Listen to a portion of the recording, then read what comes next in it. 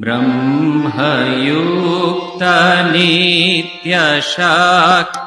सृष्टजीवपालिका रामकृष्ण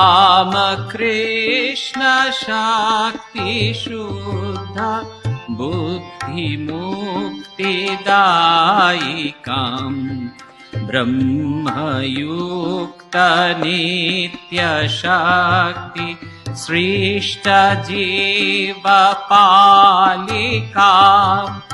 रामकृष्ण शक्ति शुद्ध बुद्धिमुक्तिदा। স্বামী বুদ্ধিসানন্দজি মহারাজ তিনি বলতেন যে মায়ের কথা বলতেও আনন্দ, শুনতেও। ঠিক এই কথাটি আমরা আবার পূজ্যপাদ স্বামী বুদ্ধিসানন্দজি মহারাজের কাছে শুনতাম। মায়ের কথা বলতেও আনন্দ, শুনতেও আনন্দ।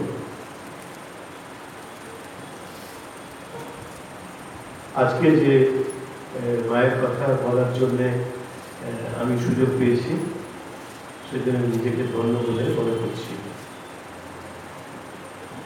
মাকে দেখে কখনো মনে হয়নি যে তিনি দেবী।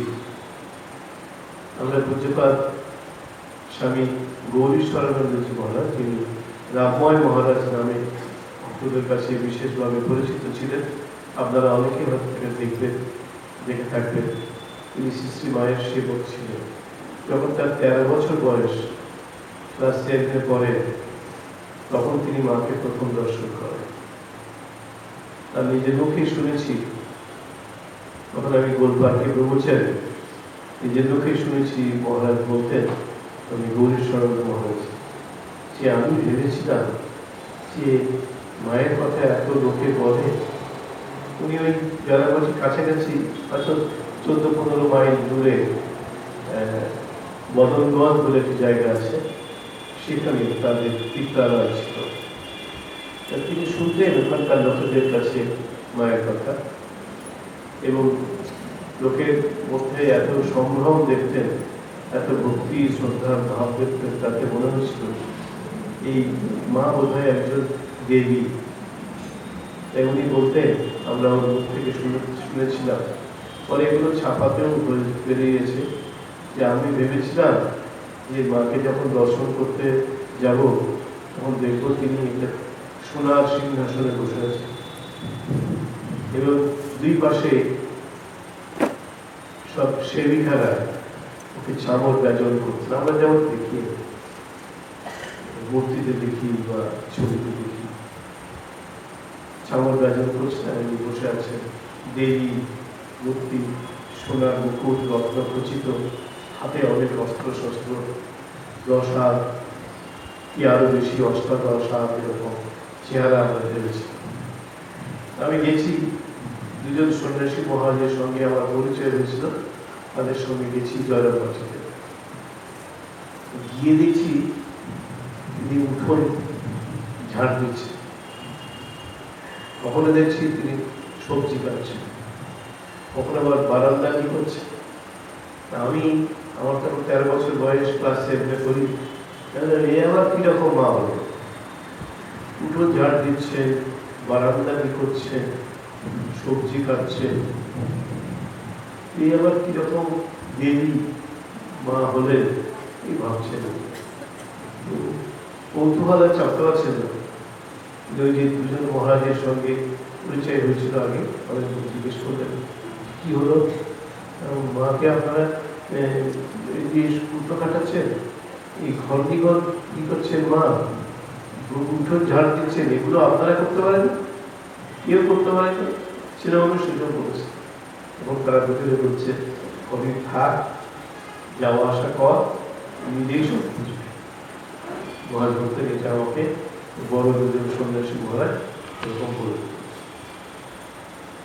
তো প্রথম থেকে ভেবেছিলেন মাকে দেবীর আসনে, সিংহাসনে দেখলেন, কিন্তু দেখলেন কিভাবে, সাধারণ মানব হিসেবে উঠোন ঝাড় দিচ্ছে, সবজি কাটছে, ঘর দিয়ে করছে, পরে আবার দেখবেন ধান সেদ্ধ করছে, সেই সেদ্ধ করা ধান উঠোনে শুকোতে দিচ্ছেন রোদে, আবার দেখবেন পুকুর ঘাটে গিয়ে বাসন মাজছেন, আবার দেখবেন যে সবাইকে পরিবেশন করছেন, রান্না করছেন, রাত্রেবেলায় দেখেছেন রুটি বেলছেন।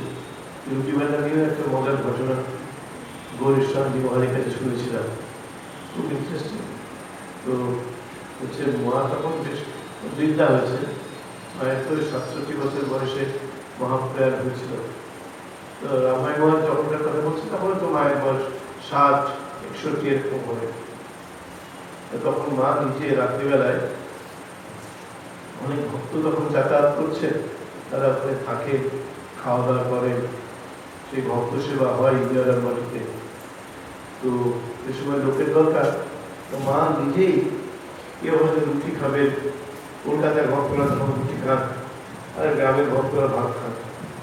তো এই আমাকে আজকে কয়েকদিন বলছিলেন যে মানে একটু বাংলাদেশের কথা বলবো। বাংলাদেশের কথা এই প্রসঙ্গে তো বলার কোনো স্কোপ নেই। একটা কথা এখন মনে করে গেল যে কলকাতার লোকেরা রুটি খান, এমনি ঢাকার শহরের লোকেরা রুটি খান, কিন্তু গ্রাম থেকে যারা আসে তারা কেউ রুটি খান না, সকালেও খান না, দুপুরেও খান না, রাত্রেও খান না, তারা ভাত খান। সকালেও ভাত খান, দুপুরেও ভাত খান, বিকেলেও ভাত খান, রাত্রেও ভাত খান, 4 বেলা করে ভাত খান। আমি যখন ত্রিপুরায় ছিলাম, ত্রিপুরাতে গোটা বাংলাদেশের লোক ত্রিপুরাতে আছে, আজকে এখানে ত্রিপুরা লোক আছে, এসছে বক্তৃতা শুনতে, আমার সঙ্গে দেখা হবে। ত্রিপুরাতে তেমন তো ওরা তো ওই দেশের ওই বাংলার লোক সবাই, তো মানে 30% আছে যারা ওখানকার অরিজিনাল বাসিন্দা ট্রাইব, এরা আছে, বাকি সব ওই পূর্ববঙ্গে 4 বেলা করে ভাত। তো আমাকে একদিন বলে একটু ও দেশের কথা বলতে একটু বলে দিলাম, একটু টোকেন সিম্বলিক্যালি একটু বলতে পারবে না যে ওই বললেন না, বললাম আর একটু কথা বলে দিই। ও দেশের কথা যেটা আমার চোখে পড়েছে সেটা হচ্ছে যে ও দেশের হিন্দুরা এই কিছুদিন আগে 7% হয়ে গেছিল, কয়েক বছর আগেও ওটা 20% ছিল। স্বাধীনতার সময় প্রায় 50%-এর কাছাকাছি ছিল, হিন্দু 50%, মুসলিম 50%। তো এখন নামতে নামতে 7% হয়ে গেছিল। সম্প্রতি 1-2 বছরের মধ্যে এটা একটু বেড়েছে, কেউ কেউ বলছে 9%, কেউ বলছে 10% মতো হয়েছে।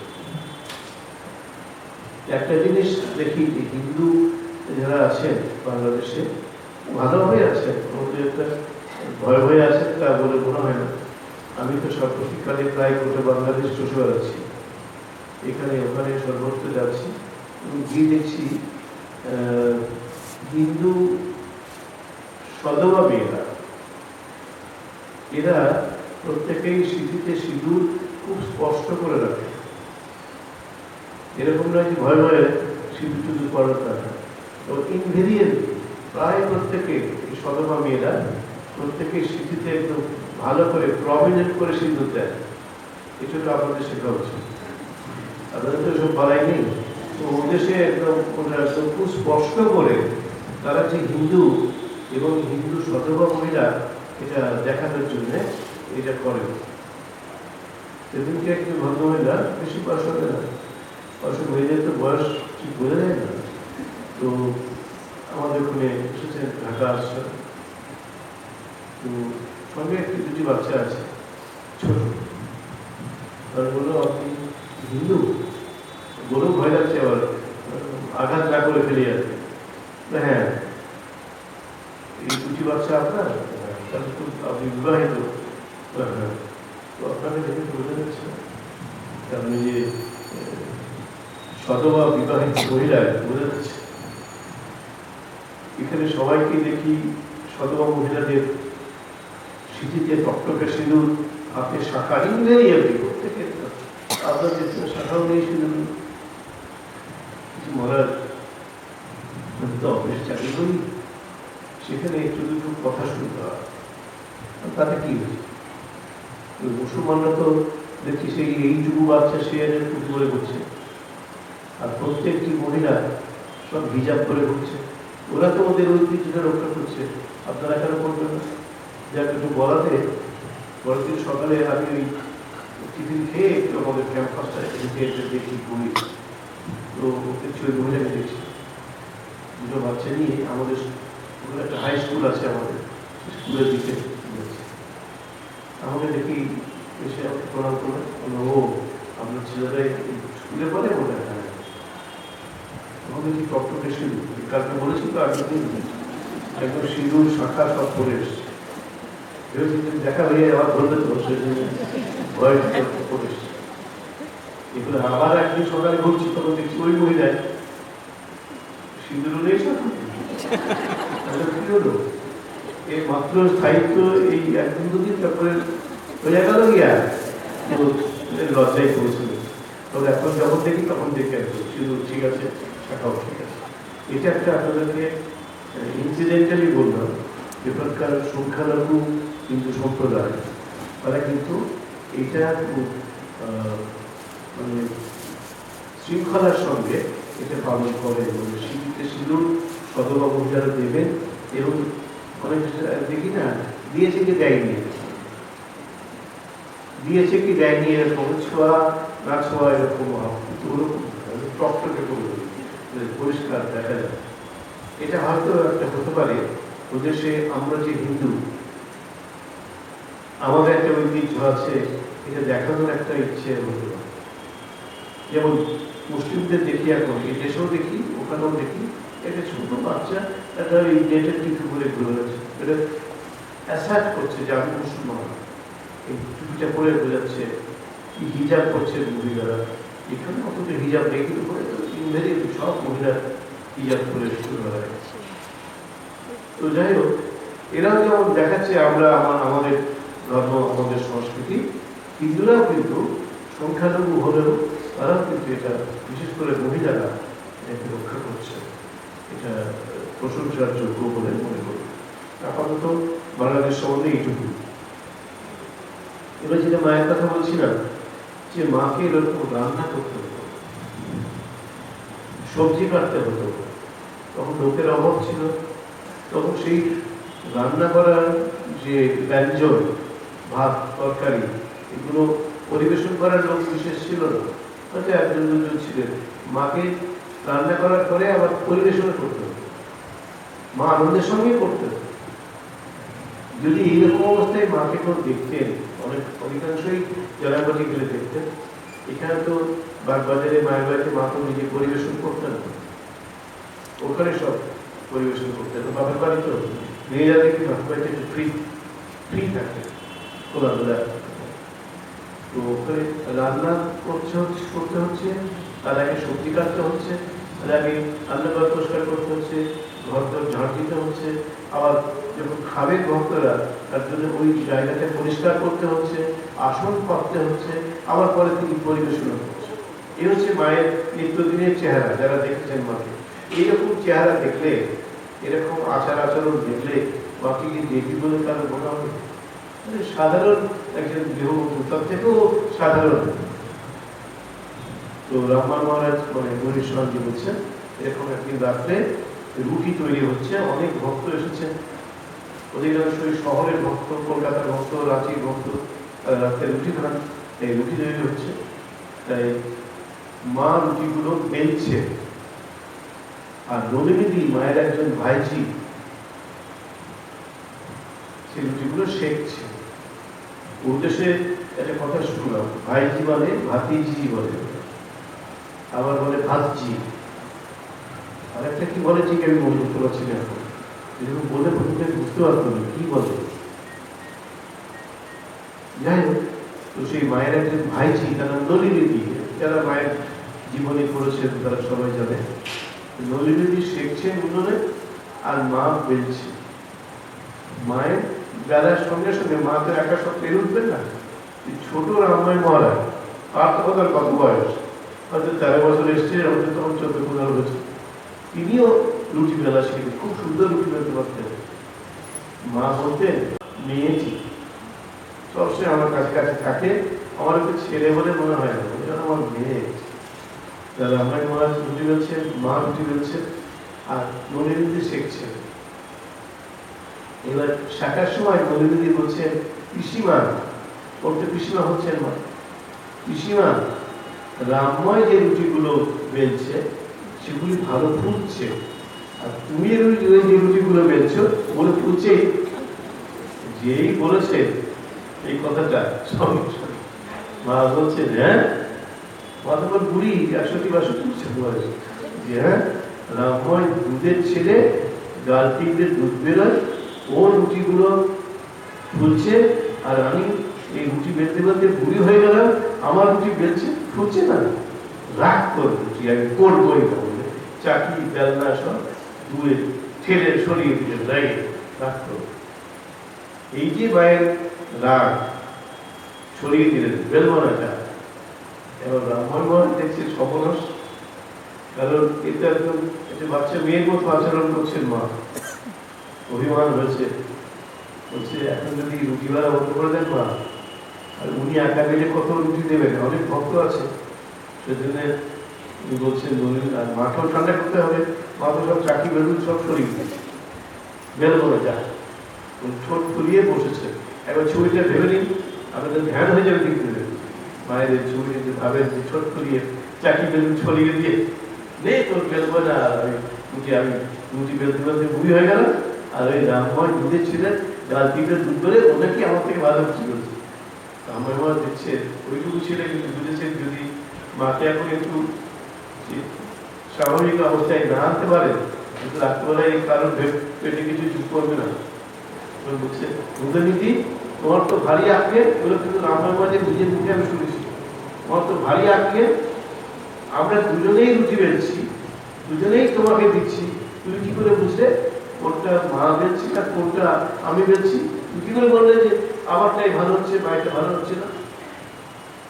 যেগুলো ভালো হচ্ছে সেগুলো মায়ের বেলা রুচি, আর যেগুলো ফুলছে না সেগুলো আমার বেলা রুচি, আমি তার পারি না অত ভালো।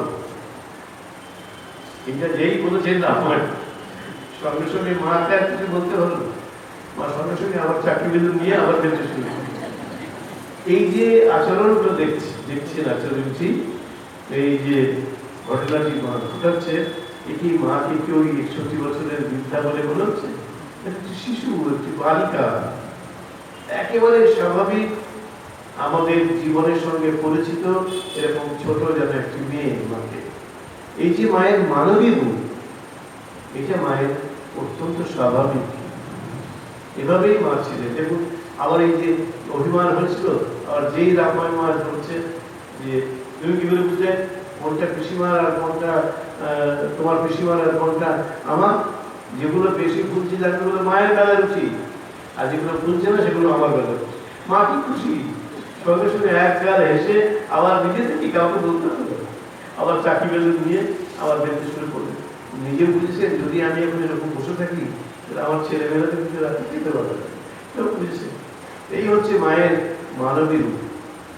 এবার আমি আমাকে জিজ্ঞেস করেছিলাম, মহারাজ আপনি যে বললেন এরকম অবস্থা, আপনি কখনো মায়ের মধ্যে কোনো দেবীত্বের ভাব দেখেন, দেবী ভাব দেখেন?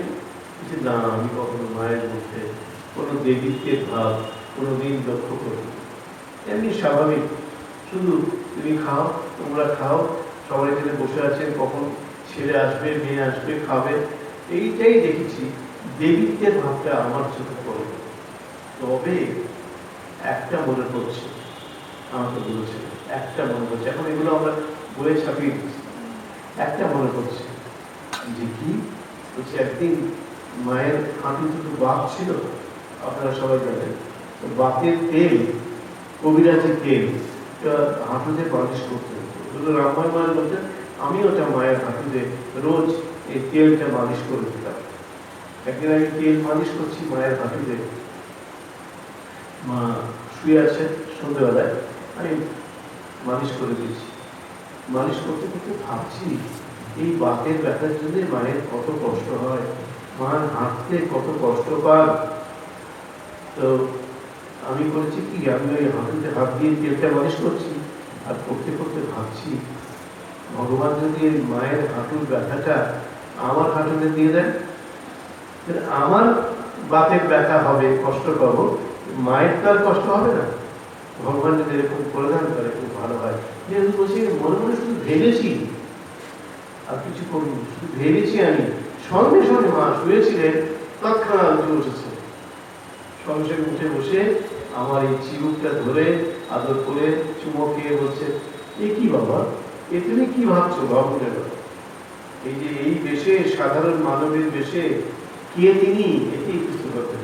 রামভাই বলছেন, এটা দেখেছিলাম সঙ্গে সঙ্গে তৎক্ষণাৎ অন্তর্যামিনী মা, এটা তো দেবীত্বের লক্ষণ। উঠে বসে বলছে, এ কি বাবা, তুমি এ কি ভাবছো? তোমার এখন কম বয়স, এখন তুমি এইসব কথা কেন ভাবছো? আমি বুড়ি হয়েছি, আমার কষ্টতে কোনো ক্ষতি নেই। তোমাদের কত কাজ করতে হবে, কত কাজ তোমরা করছো, এসব কেন ভাবছো? বলছে, এই যে চমকে গেলাম যে আমার মনের কথা উনি কি করে বুঝছেন। আমরা দেবতাকে বলি অন্তর্যামী, দেবীকে বলি অন্তর্যামিনী, যেমন শিবকে বলি, নারায়ণকে বলি অন্তর্যামী, আবার দুর্গা, কালী, এদেরকে বলি অন্তর্যামী, জগদ্ধাত্রী। এই তিনি বসে আছেন এই বাড়ির প্রতিষ্ঠাত্রী দেবী, এরা হচ্ছে অন্তর্যামী। দেখুন, অন্তর্যামী বা অন্তর্যামিনী হচ্ছেন যারা আমার অন্তরের অনুচ্চারিত কথা জেনে যান, বুঝে যান, মুখে বলতে হয় না। ইংরেজিতে শব্দ আছে আর্টিকুলেশন, মানে মুখে বলতে হয়, আর্টিকুলেট করতে হয়, কিছু করতে হয় না। মনের মধ্যে চিন্তাটা বুঝে যাচ্ছেন। সেই আপনারা জানেন শ্রীরামকৃষ্ণের শেষ অসুখ, আর 3 দিন বাকি আছে তার পৃথিবী থেকে চলে যাওয়ার সময়। স্বামীজি তার পায়ে হাত বুলিয়ে দিচ্ছে। অস্থি কঙ্কাল সার দেহ, শরীরে কোথাও চামড়া নেই, মাংস নেই, শুধু হাড়, অস্থি কঙ্কাল সার। স্বামীজি পায়ে হাত বোলাচ্ছেন আর মনে মনে ভাবছেন, এত দুর্বল ঠাকুর, পাশ ফিরিয়ে দিতে হয়, ধরে বসিয়ে দিতে হয়, নিজে থেকে পারেন না। ওই দিকে পাশ ফিরে তিনি শুয়ে আছেন, স্বামীজি পায়ে হাত বোলাচ্ছেন আর ভাবছেন, এই মানুষটা নাভিশ্বাস উঠে যাওয়ার সময় হয়ে যাচ্ছে, যে কোনো সময় নাভিশ্বাস উঠে যাবে। আর এই নাকি বলে যে রাম, যে কৃষ্ণ, ইদানিং সেই, এই শরীরে রামকৃষ্ণ, কি করে বিশ্বাস হয়? যেই এটা মনে উঠেছে স্বামীজি, আশা করি আপনারা সবাই জানেন, সঙ্গে সঙ্গে ঠাকুর অতি কষ্টে পাশ ফিরে স্বামীজির দিকে মুখ করলেন, বললেন, কিরে এখনো অবিশ্বাস? বলেছি না যে রাম, যে কৃষ্ণ, ইদানিং এই শরীরে সেই রামকৃষ্ণ। এই যে অন্তর্যামিত্ব, ভগবানের শক্তি, ভগবানের লক্ষণ, ভগবানের ঐশ্বর্য, ঠিক একটু ঠাকুরের এটা। আরো অনেক ঘটনা আছে। এই মায়ের একটি ঘটনা রামময় মহারাজের মুখে শুনেছিলাম, আমি শুনে চমকে গেছিলাম। রামময় মহারাজ বলছেন, আমিও চমকে গেছি যখন এরকম মা আমাকে বললেন। আমি যখন এই শতরূপী সারদা নিয়ে কাজ করছি, গোলপার্কে আছি ব্রহ্মচারী, তখন আমি রামময় মহারাজ তখন জীবিত আছেন, মাঝে মাঝে গোলপার্কে থাকতেন। তো ওরা একসঙ্গে ছিলেন দেওঘর বিদ্যালয়ে, কৃষ্ণজি মহারাজ আর রামময় মহারাজ।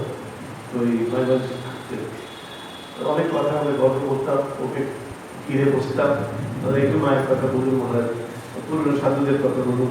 আর মহারাজ একদম মেশিনের মধ্যে, একদম যেন বলছে যেন একদম কোথাও টিপে দিলাম, রেকর্ডারের মধ্যে যেমন গড়গড় করে বলে দেয়, একটু মহারাজ ঘাটে এরকম করে দেখিয়ে গড়গড় করে মায়ের কথা বলতে শুরু করি।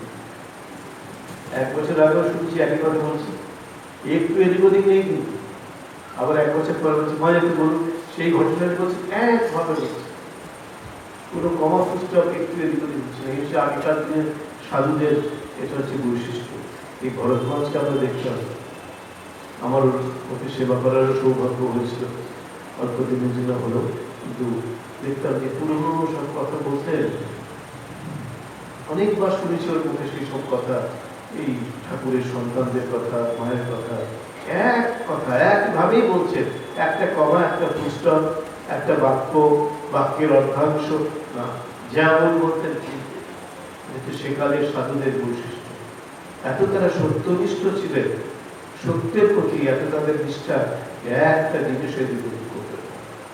আমি যখন এই শতরূপী সরদার কাজ করছি, আমি আর এখন স্বামী বলভদ্রানন্দ তরুণ মহারাজ কাজ করছে, তো গৌরীশ মহারাজকে বললাম বলে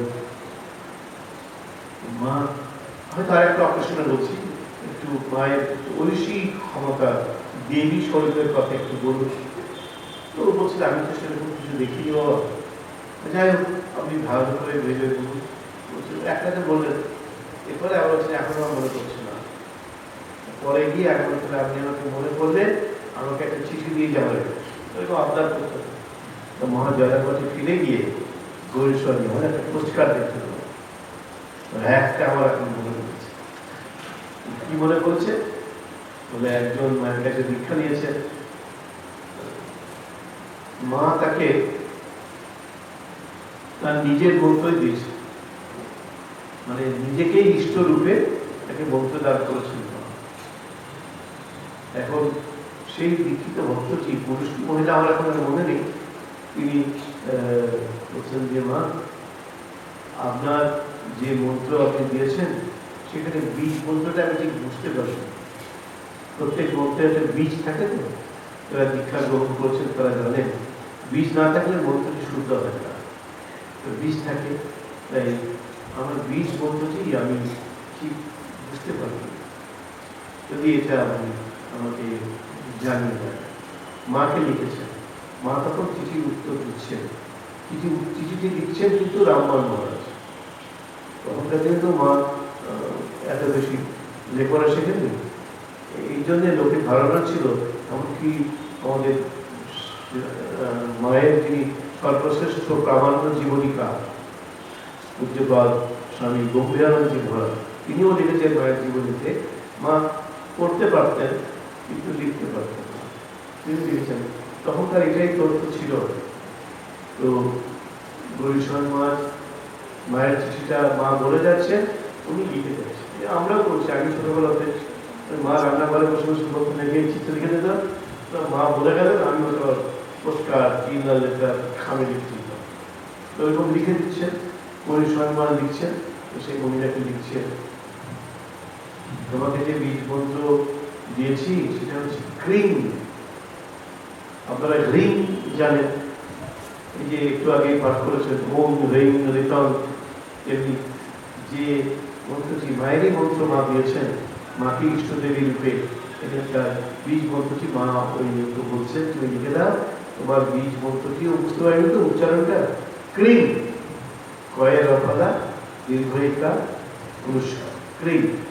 ক্রিম বীজটা হচ্ছে মা কালীর বীজ, অর্থাৎ মা যখন তাকে নিজেকে ইষ্ট রূপে তার মন্ত্রদান করেছেন, শিক্ষা দিয়েছেন, তখন নিজেকে তার যে কালী স্বরূপ, যে দেবী না মানবী, এই দেবী মানে তিনি যে স্বয়ং আদ্যা শক্তি মহাকালী, এটা বুঝিয়ে দিয়েছে।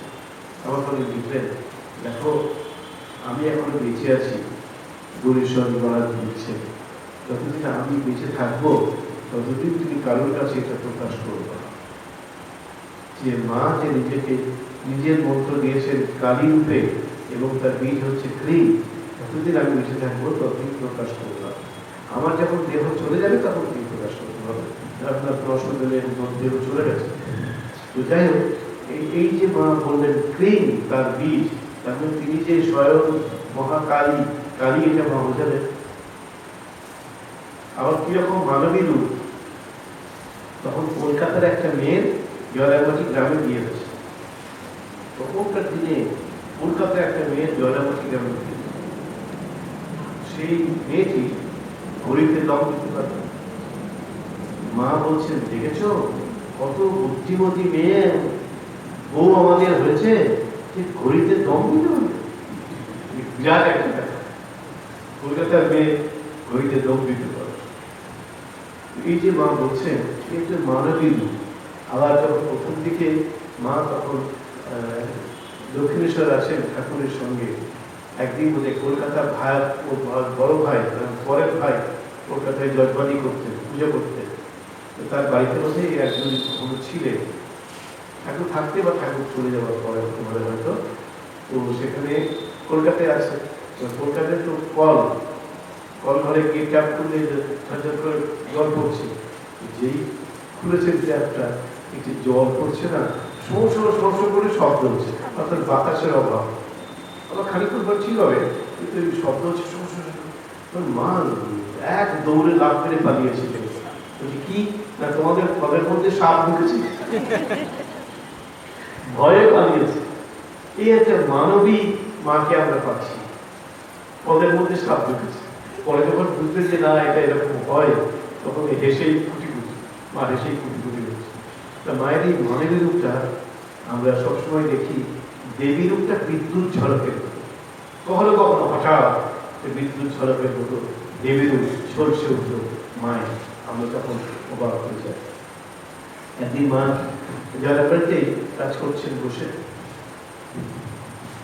কাজ করতে করতে একজন ভিখারি বলছে একটু ভিক্ষে পাই গো। ভিখারি বলছে, মা কিছু কাজ করছে। মা নিজের মনেই বলছে, বাবা আমি আর এই আমার অনন্ত হাত, তাতে আমি কাজ শেষ করে পারছি না, কাজের চাপ এত, অনন্ত হাতেও আমি কাজ শেষ করতে পারছি। তখন একদিন শুনে ফেলেছে কথাটা, মা তো যন্ত্রটাকে শুনে ফেলেছে। কি বললে মা, কি বললে? তার মানে মায়ের যে দেবী ভাবটা মা বলে ফেলেছেন, এটা ধরা পড়ে গেছে। কি কি বলেছি? তিনি বলে তোমার অনন্ত হাত, ছি এরকম কখনো হয় নাকি? আমার দুটো মাত্র হাত, আর আমি কিনা বলছি আমার অনন্ত হাত। সঙ্গে সঙ্গে ঢেকে দিতে, চেপে দিতে। গেছে রামেশ্বর মন্দিরে, রামেশ্বরকে পুজো করছে। তখন রামনাথের মহারাজা, রামনাথের অন্তর্গত তো রামেশ্বর মন্দির, রামনাথের মহারাজা ভাস্কর সেতুপতি কিন্তু স্বামীজির শিষ্য, তাই স্বামীজির গুরু, মা তো স্বামীজির গুরু, তাই তার গুরু হচ্ছেন স্বামীজি, তার গুরু এসছেন, গুরু গুরু পরম গুরু। সেজন্য বলেছেন রামেশ্বর মন্দিরের সমস্ত কিছু মাকে ভালো করে ঘুরিয়ে দেখাতে হবে, রত্নাগার সব ভালো করে ঘুরিয়ে দেখাতে হবে। আর ওই রত্নাগার দেখতে দেখতে মা যা খুশি যেটা চাইবেন সেটাই মাকে দিয়ে দেবে। রাজার অর্ডার হয়ে গেছে। তো এখন অর্ডার হওয়ার পরে যিনি রাজার ওরকম উচ্চপদস্থ একজন আধিকারিক, তিনি মাকে ঘুরে দেখাচ্ছেন রত্নাগার। এই দরজা করেছেন সেখানে কিরে মনি মুক্তা জমছে উঠেছে, কত কত বংশ পরম্পরায় সব ওখানে সংরক্ষিত হচ্ছে। সঙ্গে আছে রাজু, রাজুর বয়স তখন 10-11 বছর। যা থাকে সেটাই করে দেবো, এরকম বাইরে থাকে অনেক বাচ্চাদের।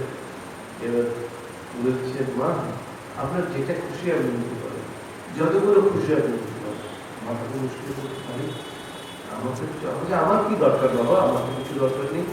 ঠিক আছে ও চালা, আপনার দরকার নেই, কিন্তু এই বাচ্চাটির তো দরকার আছে। বলো তুমি কি নেবে? আর ও তো যা দেখে তাই বলে নেব। তোর মা বলছে, ঠাকুর আমার মর্যাদা রক্ষা করো, ও তো কাজে মেয়ে, ওদের কি সেই বছরটা ঠিক নেই, তোমার ত্যাগপ্রতি জীবন, আমিও তোমার সহধর্মিনী, আমার জীবন সব মর্যাদা নষ্ট হয়ে যাবে। ঠাকুর আমার মর্যাদা রক্ষা করো, তোমার মর্যাদা রক্ষা করো। তো রাধুদি এসব দেখে থেকে বলছে, তোমাদের নিয়ে আমি কি করবো? আমার খেলনাটা সবাইকে খুঁজে পাচ্ছি না, আমার খেলনাটা একটা আমাকে কিনে দাও। মা বলুন আমি আসলাম এই রাধুদের। এই যে মায়ের স্বভাবটা তিনি সব জানেন, কিন্তু তারা তো কিছুই জানেন না, কিছু মানবীয় রূপ। আবার রামেশ্বরে পুজো করছেন, আর 1 মিনিট সময় আছে, রামেশ্বরের পুজো করছেন। তো রামেশ্বরের রাজা, রামনাথের রাজা বলে দিয়েছেন, রামেশ্বরের উপরে যে সোনার মুকুট আছে একটা, সেই মুকুটটা খুলে দিতে হবে। মা একেবারে অনাবৃত শিবলিঙ্গকে মা পুজো করতে। রামেশ্বরের শিবের মাথায় একটি স্বর্ণ মুকুট দিয়ে আবৃত করা থাকে, ঢাকা থাকে। মানে জনশ্রুতি হচ্ছে যে সীতা প্রতিষ্ঠা করেছিলেন, সেই লঙ্কা থেকে ফেরার সময় বালি দিয়ে একটা শিবলিঙ্গ করেছিলেন সীতা খেলার ছলে, সেটাই পুজো হয়েছিল রামেশ্বর এই মন্দিরে। পরবর্তীকালে সেটাই পুজো হয়েছে, সেখানেই রামেশ্বর মন্দির হয়েছে। তো যেহেতু বালির তৈরি শিব, সীতা খেলার ছলে বানিয়েছিলেন, সেজন্য ওখানে এই জল ঢালা, ফেলা, নারকল ফেলা, আমাদের ভক্তদের তো কোনো কাণ্ড জ্ঞান নেই। আমাদের এখন বিশেষ করে শিবরাত্রির দিন যে জল দেয় আমরা একদম সব সঙ্গে থাকি, সাধুরা থাকে, ভক্তরা থাকে, বলে কেউ নারকল টাকল এখানে আনবে বেলতে রেখে যায় বাইরে রেখে আসবে। এখন ভক্তদের কাণ্ড বেলটা নিয়ে আসে শিবের মধ্যে চিন্তা নেই যে শিবের মধ্যে দিলে শিবের কি অবস্থা। একদিন একজন এখন আমরা নিয়ম করে দিয়েছিলাম যে কেউ ওখানে বেল নারকল নিয়ে ভেতরে ঢুকতে হবে, ওসব বাইরে রেখে আসবে। একজন বেলটা দিয়ে কসরত করছে, মানে দেবেন আর কি শিবের মধ্যে কি হচ্ছে ওইটা দিয়ে কিন্তু আপনার মাথায় দেবো, যদি ওখানে দিয়েছেন তো ওইটা নিয়ে আপনার মাথায় দিয়েছি নিয়ে দেখুন না কেমন লাগে। আমরা দিতে দিই এরকম ভক্তদের অত্যাচার তো এই জন্য সোনার উপর দিয়ে ঢাকাতে সবসময় ওটা আর খোলা হয় না। রামনাথের মহারাজ বলছেন মাকে যখন পুজো করতে দেওয়া হবে, মা যখন পুজো করবেন তখন সোনার মুকুটটা খুলে দেওয়া হবে। মা সেই আদি অকৃত্রিম যে রামেশ্বর শিবলিঙ্গ যেটি মা সীতা তৈরি করেছিলেন সেটি মা পুজো করতেন, খুলে দেওয়া হয়েছিল। মা যখন পুজো করছেন স্বামী রামকৃষ্ণানন্দজি 108টা সোনার বেলপাতা নিয়ে মাকে পুজো করিয়েছিলেন। তা মা পুজো করছে, মনের আনন্দে পুজো করছে, পুজো করতে করতেই বলে ফেলেছে যেমনটি রেখে গিয়েছিলাম তেমনটি আছে। তার মানে সেই ক্রেতার যুগে সীতার কাহিনী যখন তার মনে পড়ে গেছে, তিনিই তো সীতা। তার কথা অনেক আছে, আমি কালী, বেশি বলতেন না, আমি কালী, আমি দুর্গা, আমি জগদ্ধাত্রী, এসব মা কখনো কখনো রেফার্স করে ফেলেছে। সেদিন বলে ফেলেছে যেমনটি রেখে গিয়েছিলাম তেমনটি আছে। পাশে ছিলেন গোলাপ মা, সদা কান একদম করকে বলে মা কি বললে, মা কি বললে, মা ধরা পড়ে গেছে, বলে ফেলেছে। তিনি যে সীতা ওকে বলে ফেলছে, কি বলে ফেলছে, তুমি যে বললে মা আমরা সব শুনেছি, এরা সব শুনেছে, না না অনেক কিছু না, অন্য কথায় চলে গেল। মায়ের এখন নিজেকে গোপন রাখার চেষ্টা, তার যে ঐশী ভাব, দৈবী ভাব, সেটিকে মা গোপন রাখার চেষ্টা করতেন। তো মায়ের আসল স্বভাব হচ্ছে এই দৈবী সত্তা বা দেবী সত্তা। তো মা তার এই মানবী সত্তার অন্তরালে নিজের ঐশী স্বরূপকে, দেবী স্বরূপকে এমন করে আড়াল করে রাখতেন আমরা বুঝতে পারতে পারতাম। শ্রীরামকৃষ্ণ বলেছিলেন হৃদয়কে খুব ধমক দিয়েছিলেন, ওকে অনেক গাল দিতেন, হৃদয় ঠাকুরকে কিছু বলতেন, মাকে একটা অপমান করছে, ঠাকুরের সহ্য করতে পারবেন। বলছেন দেখ হৃদয়, তোকে একটা কথা বলে তুই একে মানে রামকৃষ্ণকে যা খুশি বলতে পারিস, তুই পার পেয়ে যাবে, ওকে কিছু বলিস না। ওকে যদি তুই এরকম শক্ত কথা বলিস, ওর যদি মনে আঘাত লাগে, তাহলে ব্রহ্মা বিষ্ণু মহেশ্বর তোকে কেউ রক্ষা করতে পারবে। ঠাকুর নিজে বলেছে। আর একটি কথা বলে আমি শেষ করি, জয়মাটিতে মায়ের যে ছোট ভাইয়ের স্ত্রী পাগলি মামি, রাধুনির মা, সবাই তার কথা জানে। তো সেই রাধুনির মা মায়ের উপর খুব অত্যাচার করতেন, অনেক সময় মাকে মারতেন, মানুষ হচ্ছে করতেন, বেগুন দিয়ে মারতেন। একদিন একটা উনুন থেকে একটা জ্বলন্ত কাঠ নিয়ে এসে মাকে মারতে যাচ্ছে, সঙ্গে সঙ্গে একজন সেবক ছিলেন, তিনি ধরে দিলেন। তখন মা হঠাৎ তাকিয়ে দেখছেন হাতে ধরা ওই পাগলি জ্বলন্ত কাঠ মাকে মারতে আসছেন। মা নিজের সঙ্গীত হারিয়ে ওই এক মুহূর্তের জন্য তিনি সঙ্গীত হারিয়েছিলেন। বললেন পাগলি তুই কি করতে যাচ্ছিস, তোর এই হাত যে খসে পড়বে। বলেই তার সঙ্গে সঙ্গে সঙ্গীত ফিরে এসেছে, আমি কি করলাম, ঠাকুর ওর যেন খুব পাগল, ওর যেন পুরো অপরাধ দিও না, এই আমার এই কথা যেন ভুল হয়ে যায়। ও তো বলে ফেলেছে, মায়ের মুখ থেকে বেরিয়ে গেছে। একজন ভদ্রলোককে আমি দেখেছিলাম, তার নাম সতীশচন্দ্র স্বামী, ওই এদিকে একটা হাই স্কুলে হেডমাস্টার ছিলেন, তখনকার দিনে এমএ পাস।